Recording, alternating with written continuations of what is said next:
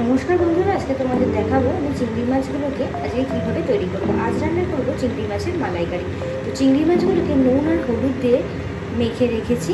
এখানে আছে অল্প টক দই, এখানে আছে সর্ষে পোস্ত আর লঙ্কা বাটা, আর এখানে অল্প টক দই আমি এখানে রেখেছি। তো চলো তোমাদেরকে দেখাচ্ছি। আর এখানে রেখেছি আমি নারকেলের দুধ, যেটা হচ্ছে ছেঁকে সুন্দর করে রেখেছি। তো চলো আমি তোমাদেরকে দেখাই কীভাবে আজকে রান্নাটা আমি স্টার্ট করবো। কড়াইতে আন্দাজ মতন সর্ষের তেল দিতে হবে, দিয়ে একটু সর্ষের তেলটা গরম করতে হবে, তারপরে একে একে মাছগুলো দিতে থাকতে হবে। চলো তোমাদেরকে দেখাচ্ছি। কড়াই গরম হয়ে গেছে, এবার আমি একে একে মাছগুলো কড়াইতে নিয়ে আঁচ করে দিতে থাকবো।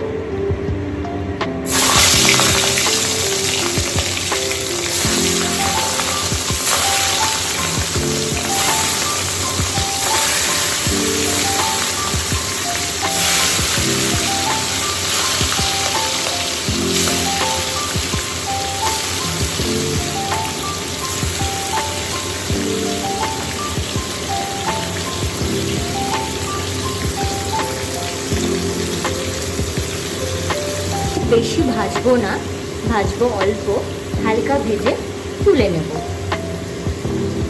যে তেলটা অবশিষ্ট রয়েছে সেই তেলের মধ্যে দেব কালো জিরে ফোড়ন, একদম সামান্য দিতে হবে।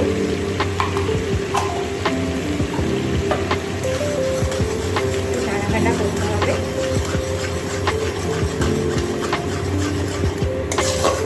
দিয়ে দেওয়ার পরে দিয়ে দেবো যে পোস্ত, সর্ষে আর লঙ্কাটা বেটে রেখেছি, সেই বাটা মশলাটা আমি এখানে দিয়ে দেবো।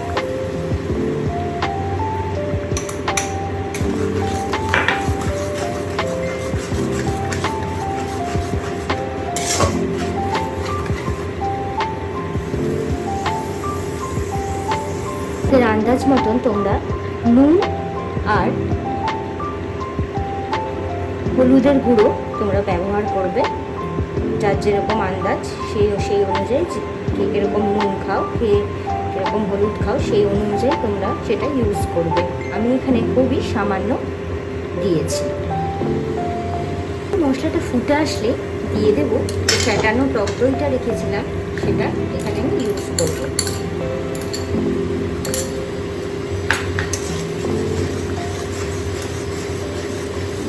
একদমই ঝিমি আছে রান্নাটা করবে, নাহলে নিচ দিয়ে মশলাটা জ্বলে যাওয়ার সম্ভাবনা আছে। হচ্ছে বাটিতে জলটা লেগেছিল, সেই বাটির মধ্যে জল দিয়ে একটুখানি ওই জলটার মধ্যে মিশিয়ে দিতে হবে, আর তারপরে একটু ফোটা অবধি অপেক্ষা করতে হবে।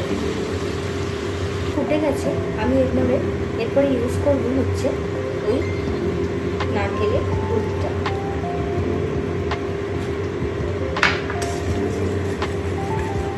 একটা খুব সুন্দর স্মেল বেরোবে যখন এই নারকেলের দুধটা তোমরা ইউজ করবে।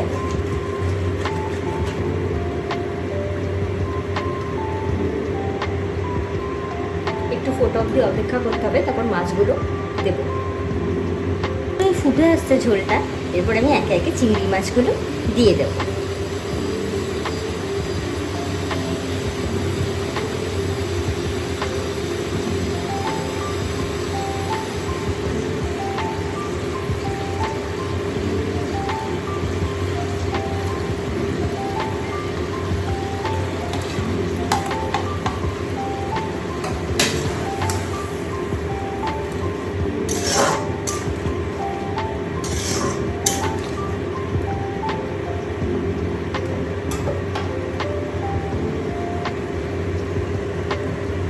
এবার আমি একটুখানি ঘি ইউজ করব।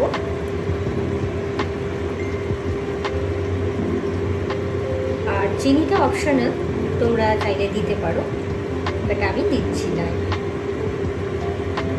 আমি একটু ঝালঝালি রাখতে চাইছি। তো আমার রেডি নারকেলের দুধ বাটা দিয়ে চিংড়ি মাছের মালাইকারি। সবাই ভালো থাকবেন, সুস্থ থাকবেন। নতুন একটা ভিডিও নিয়ে আবার আসবো খুব তাড়াতাড়ি। টাটা।